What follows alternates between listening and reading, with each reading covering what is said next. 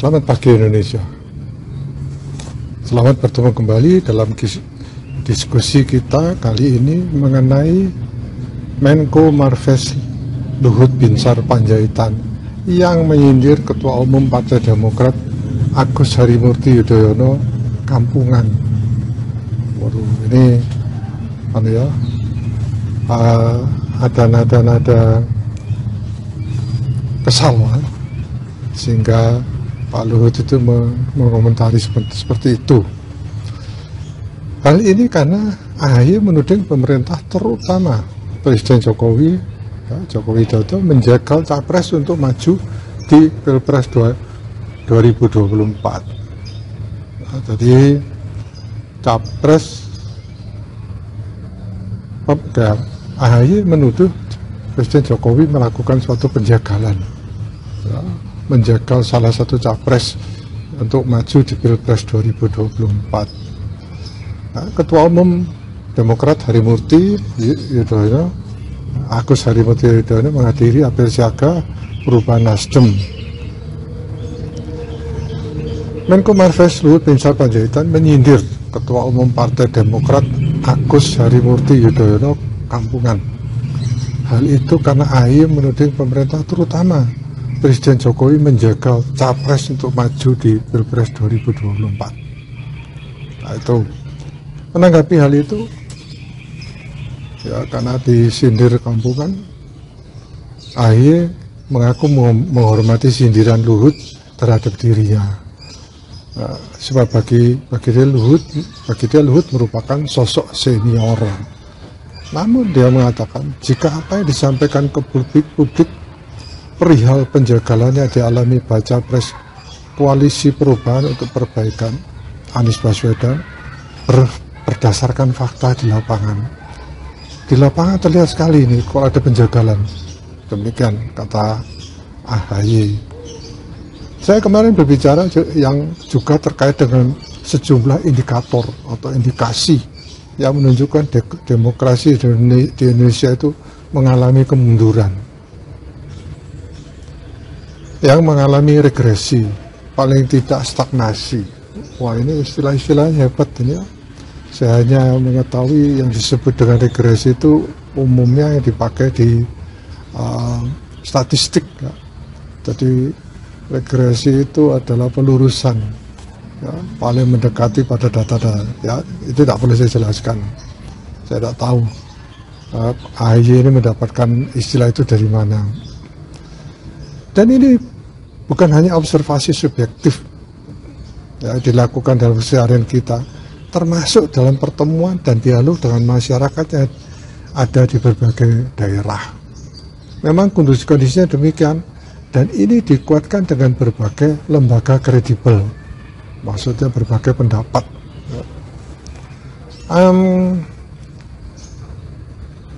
Ini yang teman-teman saya tanyakan, Pak, ini dasarnya apa sih ngomongnya seperti ini?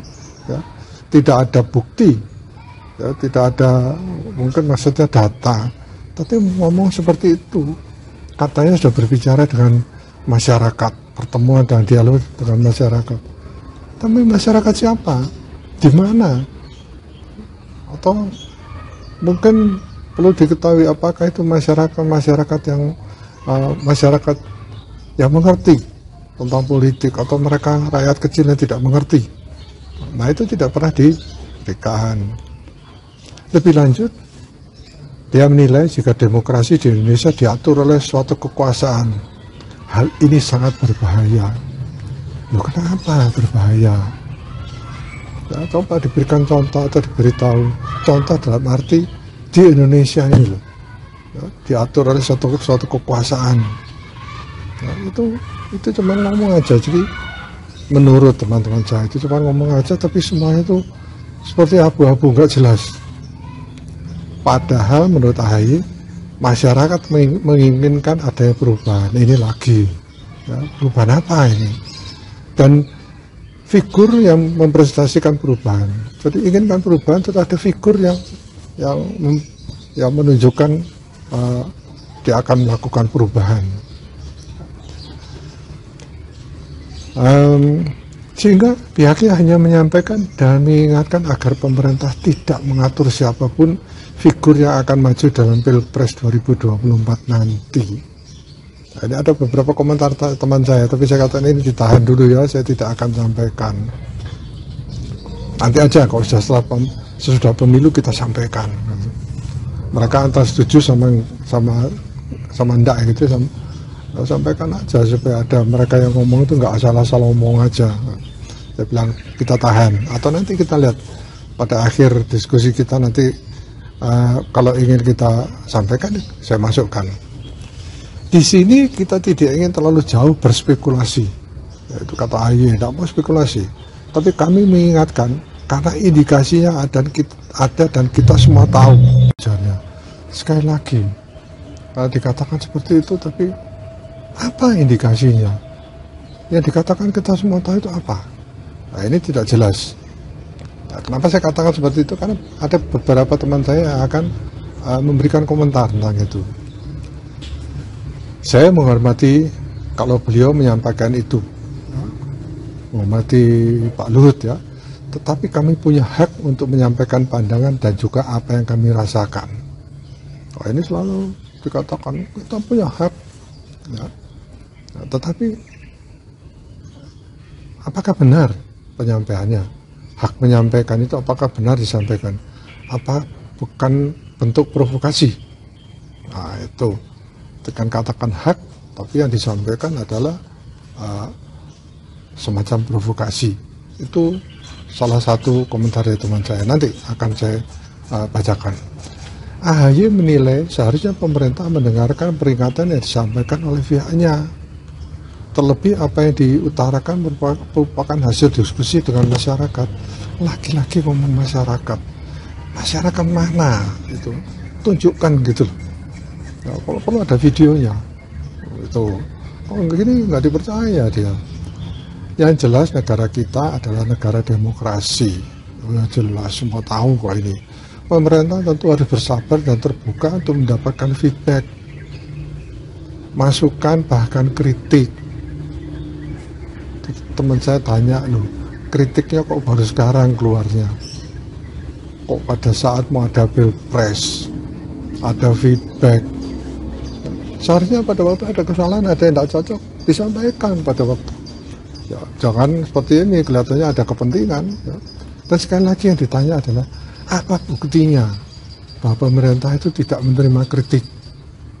Nah itu, ya seakan-akan di sini tidak mau menerima kritik, tetapi yang dikatakan itu karena hal-hal yang tidak masuk akal. Itu menurut pendapat teman saya. Apalagi kalau disampaikan dengan baik, menurut AHY, dengan niat yang baik dan konstruktif, kenapa tidak mendengarkan masukan dari rakyatnya sendiri?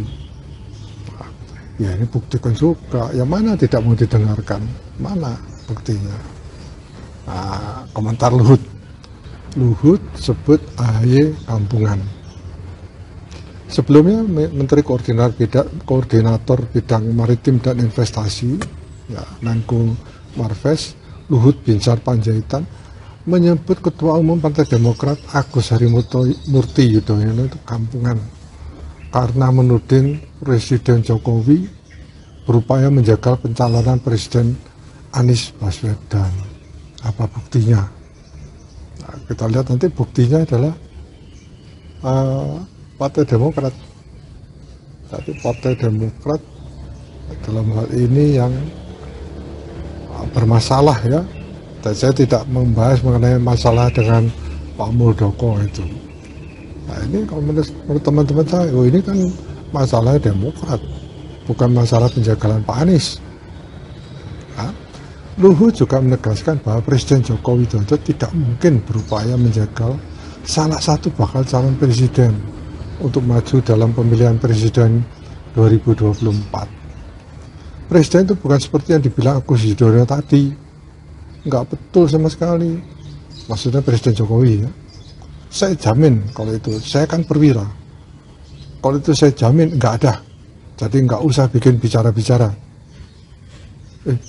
Jadi nggak usah bikin bicara-bicara kampungan itu menurut saya. Sadis banget Pak Luhut ini. Luhut pun mengaku heran kenapa Jokowi dikaitkan dengan upaya Muldoko mengambil alih kedaulatan Demokrat. Nah ini adalah masalah Demokrat, tapi dimasukkan menjadi masalah KPP. Karena Demokrat masuk dalam koalisi perubahan untuk persatuan. Beliau tidak pernah mau mencampuri masalah hukum, Pak Jokowi maksudnya, atau menjegal orang. Tadi seperti yang dibilang si Agus tadi, mau dijegal partainya, sama sekali nggak ada itu. Nah, teman-teman kelompok diskusi saya sudah tidak sabar. Mereka mengatakan, Pak, Bapak ini kalau menyampaikan itu terlalu santun. Saya bilang, ya harus dong, saya bilang. Nggak gitu, ada beberapa pendapat kami itu yang tidak tersampaikan. Ya, menurut pendapat saya harusnya kita netral melihat, ya karena kita ingin melihat mana yang benar. Ya, jangan sampai terbawa oleh mungkin istilahnya provokasi dari satu dan lain. Nah, Pak, sampaikan aja. Ya, kecuali itu disampaikan. Kalau pada saat yang lalu hasil diskusi dengan teman-teman saya banyak yang tidak saya tampilkan. Kecuali ada beberapa bahasa yang sulit ya, saya itu kan. Ya, tetapi saya berusaha memberikan masukan, ya, artinya sejelas mungkin. Apakah itu masukan yang salah atau benar. Kemudian beberapa teman katakan ini kan pendapat dan aspirasi kita, tolong dimuat dong Pak. Oke. Ya, tapi nanti kita diskusi lagi apa yang akan kita masukkan. Itu sebabnya saya 3 hari belum bisa posting ini ya, karena diskusi terus ya, mana yang ingin disampaikan dan saya katakan mana yang jangan disampaikan dulu. Itu setelah semua diperbaiki baru dimuat supaya bisa menjadi acuan khususnya bagi kami sendiri. Perlu diketahui bahwa teman-teman saya ini menginginkan diskusi ini dapat ditonton kembali. Dia ingin melihat sendiri ya, supaya dia ingat-ingat loh video yang dibuat, dilihat, ditonton apa alasannya, khususnya untuk kelompok kami ya, ditonton kembali untuk mengingatkan dan tentunya apa hasil diskusinya. Nah, kemudian kami setujui, saya setuju. Nah, pertanyaannya adalah apa pendapat Anda tentang apa yang dilakukan dan apa yang disampaikan oleh AHY tadi yang sudah kita diskusikan ya. Nah, yang pertama ini agak juga ya. Dia katakan begini, apa yang dikatakan AHY adalah peringatan yang keras kepada pemerintah yang mengatur capres. Peringatan keras karena demokrasi kita regresi, bahkan stagnan. Ini adalah efek dari kriteria cawapres yang diberikan oleh Anies Baswedan. Ya, ini kriteria yang diberikan itu, saya pikir kriteria apa ya?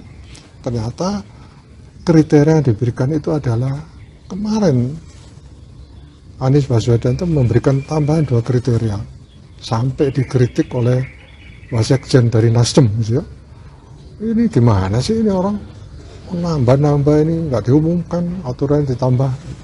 Nah, nanti mungkin akan masuk dalam diskusi kita mendatang. Nah, kriteria itu adalah disebutkan apa ya? Kriteria 0 atau bagaimana? Itu kesukaannya Pak Anies itu ada 0-0-nya itu ya. Dikatakan ada kriteria 0. Apa kriteria 0 itu? Yaitu berani dan tidak bermasalah bagi cawapres koalisi perubahan dan persatuan. Jadi masa lalu tidak ada masalah. Teman saya mengatakan, loh cawapresnya tidak boleh ada masalah, padahal capresnya ada masalah. Saya bilang itu pendapatmu. Nah, kita dulu belum ada buktinya. Terus dia agak itu tidak ada buktinya, tapi kan kita melihat kan katanya Pak AHY ini ada di sekitar kita, ada tanpa bukti. Saya bilang kalau dia melakukan itu, Anda jangan, belajarlah membuat suatu pernyataan yang ada dasarnya. Terus kata iya Pak, terima kasih. Nah, karena ada kriteria itu harus berani. Ini sepertinya AHY kebablasan. percaya diri, hantam terus dengan mengatakan yang bermacam-macam, demokrasi kita stagnan. Ini bahaya ini kalau ada kekuasaan yang saya pikir itu nggak jelas juga ya. Ada kekuasaan yang menguasai, saya pikir hanya untuk menunjukkan bahwa dia berani, sehingga dia akan masuk dalam kriteria 0 ya, sebagai calon wakil presiden Anies Baswedan. Kira-kira itu pendapat teman saya yang pertama. Nah, yang kedua, penjagalan Anies berupa fakta di lapangan. Itu yang dikatakan AHY. Nah ini Pak, tidak dibeberkan faktanya itu apa dan apa itu jelasnya. Ya kalau saya komentar seperti ini misalkan itu kan, saya yakin banyak ada yang marah, banyak ada yang ngoreksi. Anda tidak lihat mata Anda, ternyata kenyataannya. Ya tetapi seperti Bapak mengajarkan saya mengajarkan mereka. Kata Bapak, sampaikanlah pendapat Anda itu dengan dasar, dengan bukti ya, atau referensi. Ya, kalau asal ngomong aja itu terjadi. Kadang-kadang suatu peristiwa dihubungkan seakan-akan itu adalah ada hubungannya, padahal enggak. Itu lebih berbahaya. Menjadi mungkin bisa menjadi hoax ya, atau isu-isu tidak benar. Teman saya yang ketiga, dia katakan bahwa AHY mengatakan bukti dialog dengan beberapa daerah. Dan kemudian dia komentar juga, dan ini bukan hanya observasi subjektif yang dilakukan dalam keseharian kita. Ini apa maksudnya si kalimat ini? Kalau kita observasi itu kan seharusnya objektif, bukan subjektif. Ya sudahlah, ya memang ini senior, dia sedikit mengerti tentang politik. Selalu katakan, tunjukkan buktinya, termasuk hasil dari lembaga kredibel tersebut. Lembaga kredibel yang dimaksud itu siapa? Harus ada itu acuannya. Kalau nggak bisa menunjukkan, ya itu dianggap fitnah. Oh, ini ada ini, ya itu hanya untuk menguatkan aja, tapi tidak ditunjukkan. Kemudian dia katakan, teman saya, mengapa baru muncul sekarang? Tadinya kok nggak ada kritik. Masa munculnya pada waktu mau ada Pilpres. Nah ini mau ada ini. Seharusnya kalau mau melakukan kritik pada waktu pemerintahan berjalan. Sehingga mereka melihat kritik itu kemudian mereka memperbaiki. Apalagi dikatakan di situ pemerintah tidak mau menerima kritik. Wah, itu. Kemudian yang keempat, bila demokrasi di Indonesia diatur oleh suatu kekuasaan, maka itu sangat berbahaya. Itu menurut AHY.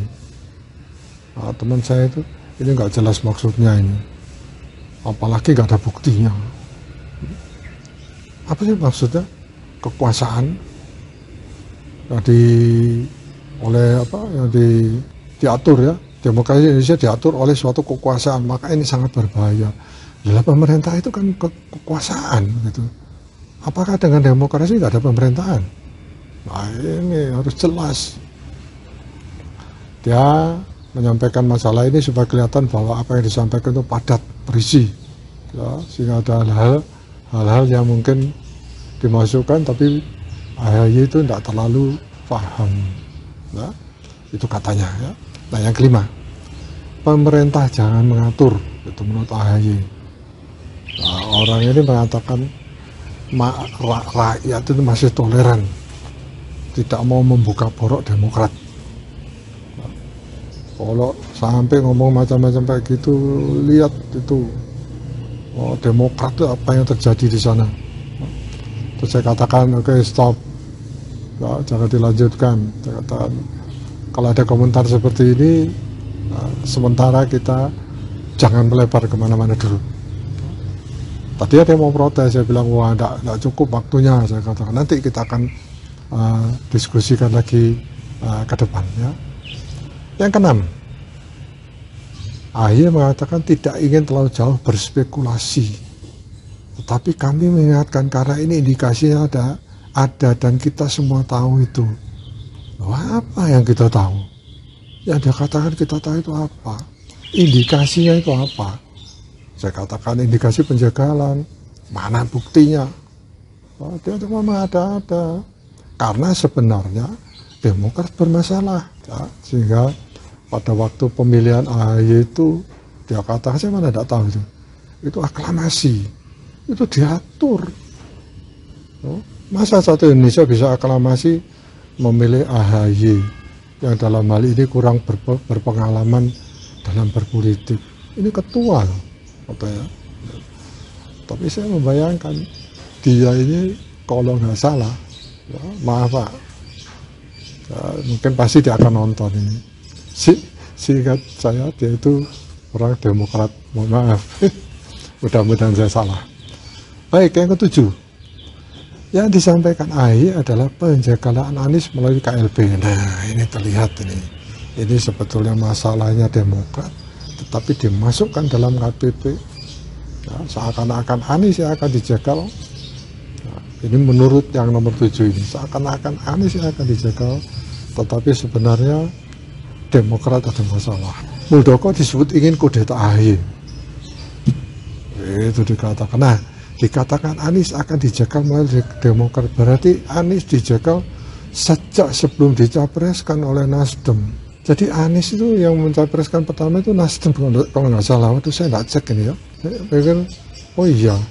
Tetapi karena Demokrat yang dipermasalahkan, orang yang ketujuh ini ya termasuk orang yang mengerti, mengatakan berarti Anies itu pada waktu belum dicapreskan itu sudah dijegal.